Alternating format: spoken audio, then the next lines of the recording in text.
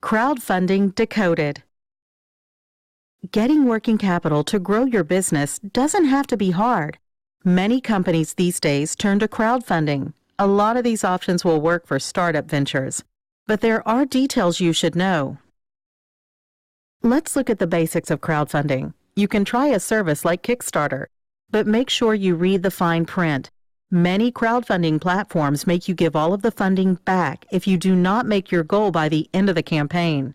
But Indiegogo has a flexible funding option. Let's check the fine print on crowdfunding. Crowdfunding platforms take a percentage of the donations.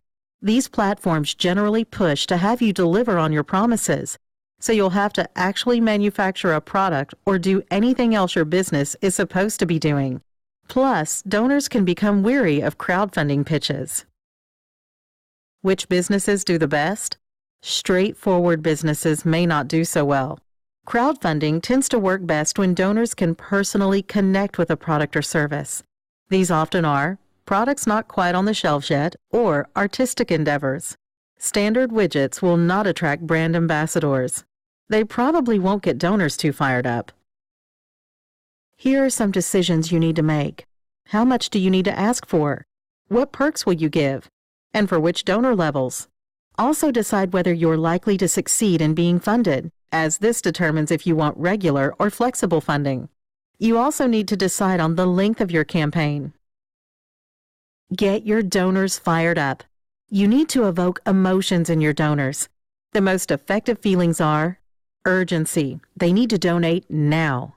Scarcity. They can't get the product or service anywhere else, or it's running out. Novelty. Your product or service is new, or your spin on existing one is new.